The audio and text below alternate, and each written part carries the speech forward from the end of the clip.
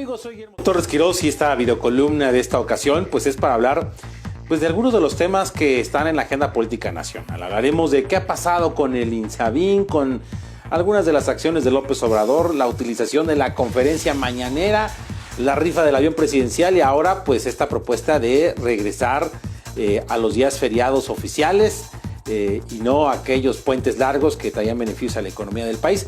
También hablaremos sobre la conformación de los nuevos partidos políticos y qué está pasando en la UNAM y en las universidades del país. Un poco de esto hablaremos en esta videocolumna en el cual esperemos pues hagamos un análisis que sea lo mejor para todos y cada uno de los que están aquí escuchando.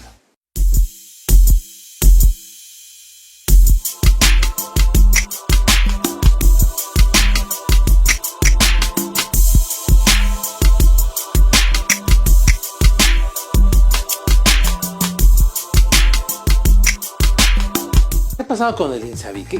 ¿Qué ha pasado con este instituto que de alguna manera pues hace las acciones, un poco el seguro popular? Que bueno, a ver, de fondo es importante mencionar una cosa. El responsable del INSABI ni siquiera es un doctor, es un antropólogo. Desde ahí viene el origen de toda esta situación que en el fondo es tratar de arreglar una cuestión muy clara, que es el monopolio de algunas farmacéuticas en el control de las medicinas. Ese, digamos, es un poco la narrativa, el discurso del presidente. Pero lo que sí hay una triste realidad es que el sistema de salud en México tiene deficiencias no solamente por la corrupción, sino porque no ha sido un tema de interés no solamente de los gobiernos anteriores, sino tampoco en los hechos de este.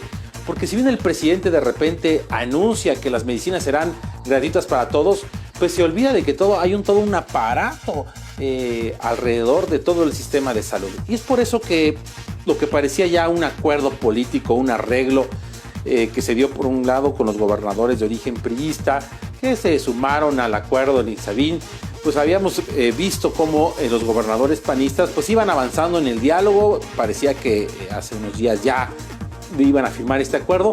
¿Y cuál fue la sorpresa? Que bueno, pues al final de cuentas parece que no. Y no lo hacen por un capricho político, sino porque las reglas no están claras y la inversión que harán los estados en el tema pues deja muchísimas dudas, deja muchas interpretaciones y esto pone y preocupa a estos gobernadores panistas. Recordemos que el tema de salud es un tema clave, es un problema fuerte que tiene que ver desde la medicina preventiva y no tanto con la medicina ya al momento de la emergencia. Es toda una dinámica que debe de analizar a profundidad. Lo que es que el presidente sigue utilizando pues, su gran capacidad política para dar atención de este tema, que es uno de los temas ahorita de prioridad, al igual que el tema económico, que se nos dijo, según datos del INEGI, que nuestro crecimiento fue pues un decrecimiento del 0.1% del PIB.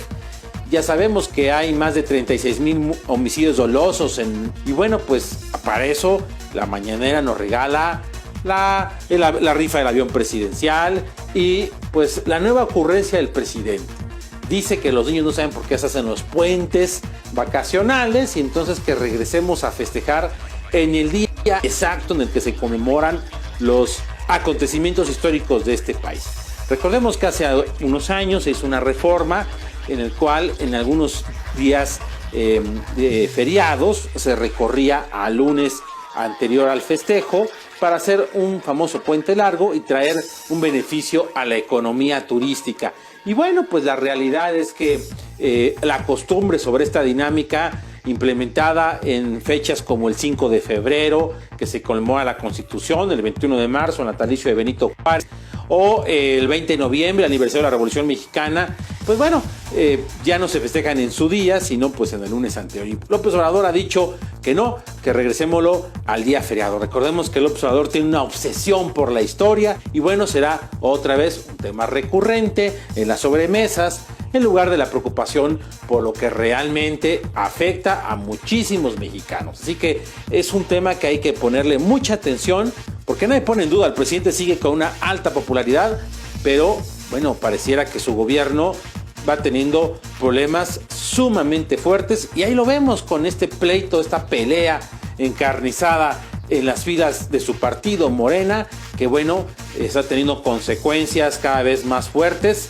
en la lucha entre los morenos puros, los no morenos, los Ricardo Monreal o el equipo de presidencia que acompaña a López Obrador en mucha de la toma de decisiones. Vamos a ver en qué termina toda esta dinámica, que pues la situación del país no se ve un avance, pero la habilidad para sacar los temas reales y meterlos adentro o abajo del tapete cada día son más sobresalientes.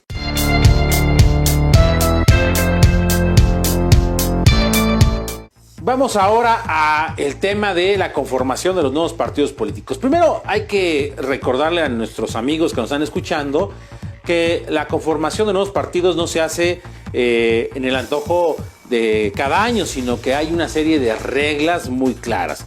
Solamente se pueden conformar partidos políticos nacionales un año después de la elección presidencial. Y es así como en 2019 inició el proceso para la conformación de partidos políticos. Se necesitan principalmente dos requisitos: realizar 20 asambleas estatales con más de 3,000 asistentes o 200 asambleas distritales con más de 300 asistentes en cada una. Y un número de afiliados que en proporción estaremos hablando que son casi 300,000 afiliados a nivel nacional. Y es así como distintas agrupaciones políticas luchan por obtener su registro político y mostrar una agenda particular. Además tienen que presentar sus principios de partido, su programa de acción y sus estatutos, cómo van a regir su vida interna. Y bueno, pues después de ir cumpliendo ciertos procesos, actualmente estamos viendo que algunos ya están llegando a cumplir esos requisitos, van en la recta final. Prácticamente en el mes de febrero se acaba este proceso para que el INE empiece la revisión y sabremos en agosto de este año quiénes tendrán el registro como partido político y compitan en el 2021. Ojo, estos partidos nuevos tendrán que ir en este proceso del 2021 solos, no pueden ir en coalición ni en alianza, y es muy clara, tienen que pasar ese primer filtro en una elección interna. Y es así como encontramos pues algunos partidos, y hablemos de cada uno de estas nuevas conformaciones. Primero tenemos a las redes sociales progresistas. Este partido es el partido del Bester Gordillo. Recordemos que en el pasado una de las villanas favoritas de este país pues tenía su propio partido político, Nueva Alianza, el cual ella montó como un aparato político, ya sea para conformar alianzas electorales o para marcar agenda legislativa, en el caso de la educación como su bandera. Y bueno, ahora después de que ella estuvo en prisión durante el gobierno de Enrique Peña Nieto, el Bester regresa con este partido donde su yerno Fernando González, que fue subsecretario de Educación Básica en el gobierno de Felipe Calderón, bueno, pues es el gran operador junto con el nieto del Bester y una serie de figuras que están alrededor de quien fuera la líder del sindicato de mayor número en el país. Por otro lado también se encuentra Grupo Social Promotor de México, que no de Nueva Alianza cuando el Bester dejó ese partido. Esta figura política, el grupo promotor, pues es conformado por gente del Sindicato Nacional de Trabajadores de la Educación, por figuras como Luis Castro Obregón, que fue el último dirigente de Nueva Alianza, y también han cumplido con los requisitos. Su base es el propio sindicato y ellos saben perfectamente que su acomodo político tenía que tener la venia del presidente López Obrador. Mucho se habla que este partido político seguirá o se mantendrá como un aliado de la Cuarta Transformación. Y hablando de la Cuarta Transformación, pues tenemos otro partido que de repente apareció de la nada, hizo los requisitos en 3 semanas, que es Fuerza Social México. Fuerza Social es dirigida por Pedro Aces, senador suplente, que estuvo unos meses en funciones, el suplente de Gerardo Martínez Cázares, y que es, por cierto, los que han creado estas nuevas confederaciones laborales que nacen en esta Cuarta Transformación y que buscan sustituir a otros, como el caso de la CTM. Pedro Aces, en algún momento llamado el Lord de los Bares, un empresario distinguido, pues es el que inició la conformación de este partido político con la mano, la venia y el apoyo de Ricardo Monreal, el senador de la República, el coordinador de la bancada morenista y el titular de la Junta de Coordinación Política, la JUCOPO, pues es quien está atrás de este partido, que también buscará ganarse el corazón del electorado pero haciendo las veces de un operador de la Cuarta Transformación. Y por qué no decirlo, es la carta de Ricardo Monreal para su candidatura en el 2024 y poner de alguna manera su mano en las negociaciones y logra el registro en el 2021. Este partido, al igual que el grupo promotor o redes sociales progresistas, pues parecen muy alineados en ese sentido, como también lo es otro de los que ha conformado ya los requisitos. Me refiero al Partido Encuentro Solidario, que es pues el Partido Encuentro Social, el PES.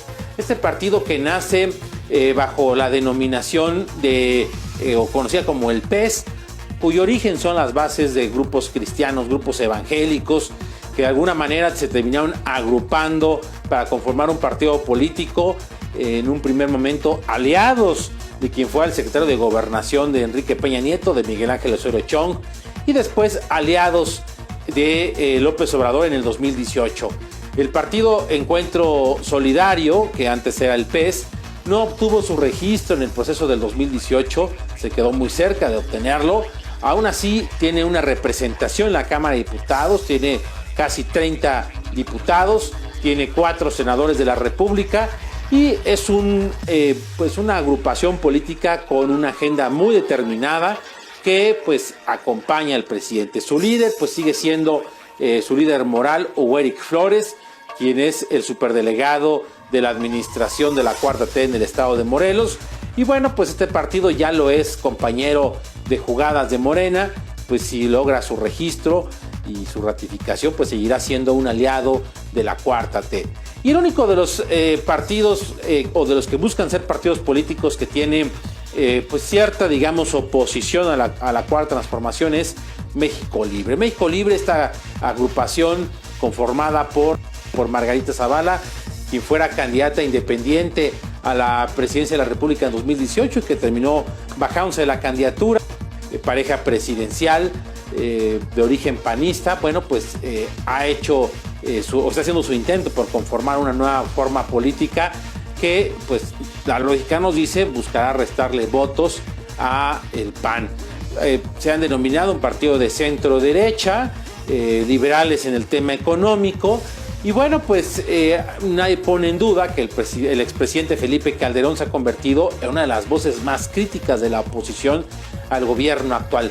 Su posible conformación como partido político será interesante, ya que será una voz de la oposición. Así que podríamos tener 12 partidos políticos en el siguiente proceso electoral. Por ahí todavía hay 2 más que pues están arañando a ver si logran el registro. La Fundación Alternativa de César Augusto Santiago, quien fuera pues un exlegislador, una figura crítica dentro de las filas del PRI. Y el otro es Súmate, que sería la agrupación de Manuel Espino, ex dirigente nacional del PAN, y quien se convirtió en aliado de López Obrador en el 2018. Vamos a ver si logran esto. Esto lo sabremos en los próximos meses. Pero bueno, de que en el 2021 se van a multiplicar las opciones políticas, queda claro. Y en una de esas, no hay que descartarlo, pues el presidente utilizará todos estos partidos que pues, suenan muchos de estos partidos satélite, partidos de respaldo para los esfuerzos, los intentos de López Obrador por tener la mayoría absoluta en el 2021.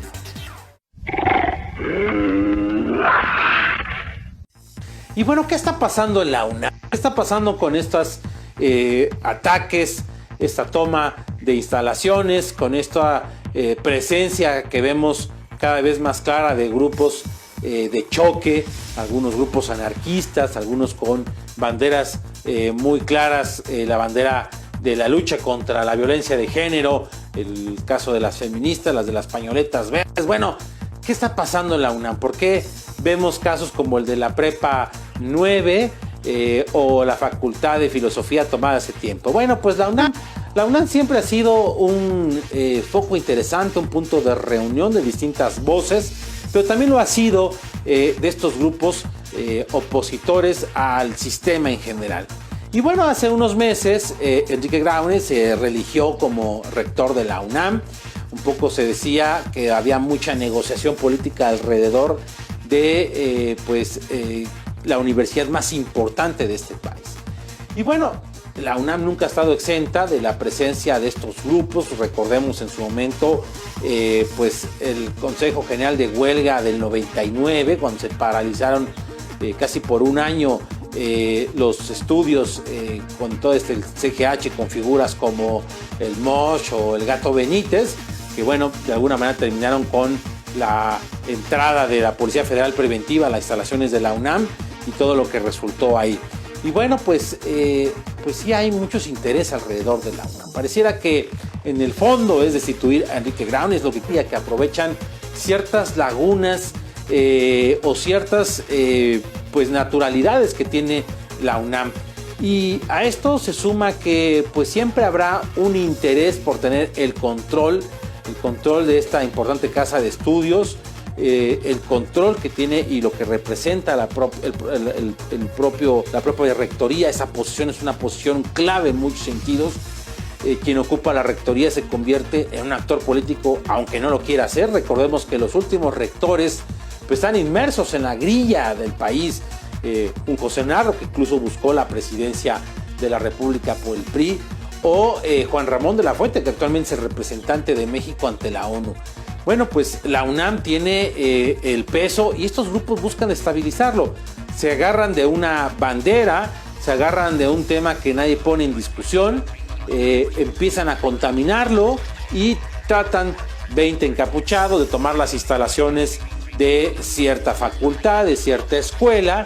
Se rompen totalmente al diálogo, hacen estrategias para hacer esto más lento, las famosas asambleas que bueno, pues saben controlar muy bien. Y en el fondo, claro que hay intereses de muchísimos actores que son desde grupos anarquistas que buscan destabilizar hasta quien sí quiere tener el control de la UNAM. Recordemos quiénes eran los actores que buscaban la rectoría de la UNAM, que de alguna manera estaban atrás haciendo, pues tocando la puerta y señalando que tenía que haber un cambio en la máxima casa de estudios. La gran pregunta es, ¿lograrán tumbar a Enrique Graue, que le queda, pues está iniciando su segundo periodo? ¿Qué pasará en la conformación y en la dinámica política de la máxima casa de estudios de la UNAM? ¿Estos grupos seguirán teniendo el control? ¿O pasarán casos interesantes como el que hizo el director de la Facultad de Derecho, donde juntó a los maestros e impidieron la toma de sus instalaciones? La verdad es que aquí juega un papel muy, muy interesante los estudiantes, los maestros y los que realmente quieren algo por la universidad. Los quieren que la universidad, que la UNAM siga siendo pues la mejor universidad del país, que eso nadie lo pone en duda, que tiene una área de investigación que no lo tiene ninguna universidad y que pues representa, simboliza muchísimo el control del mismo. Y a esto, conectado con esto, hay que darle seguimiento al siguiente punto que va vinculado al tema de la UNAM. Y es que en los próximos días, en las próximas semanas, se viene gestando una crisis en las universidades por el tema presupuestal. Resulta que en el presupuesto 2020 no hay el suficiente recurso económico para cumplir con las necesidades de todas las universidades públicas del país. Y es posible que veamos levantamientos de huelga, protestas de maestros y en algunas de esas de alumnos sobre la situación económica de las universidades de todo el país. Es un tema que viene, que será fuerte y que si no se atiende con tiempo, híjole, ahí habrá una preocupación, un problema más que atender de todos los problemas que tiene actualmente la administración de Andrés Manuel López Obrador. La verdad es que el tema suena muy complicado, suena a que puede politizarse en todos los sentidos. Recordemos que la autonomía universitaria en los estados, que se logró hace unas décadas por la reforma del artículo 3 en su momento, pues ha hecho que estas universidades no solamente tengan su autonomía en toma de decisiones, sino también en el manejo económico. Y hay un antecedente, un triste antecedente, que fue todo el tema de la estafa maestra y lo que hubo alrededor de la utilización de las universidades públicas para el manejo de recursos económicos. Así que es un tema que viene que poner muchísima atención en qué puede convertirse este problema presupuestal de las universidades públicas y obviamente el tema de la UNAM, que seguirá dando de qué hablar. Les recuerdo que pueden pues escucharme todos los lunes a las 7:30 de la noche en el 90.5 de FM, tercera emisión de Grupo Imagen con Esteban Arce, que también ya se transmite en el 28.1 de televisión abierta. Y también pueden escucharme en Radio Anáhuac, en el podcast de Realidades y Coyunturas. Nos vemos a la siguiente videocolumna.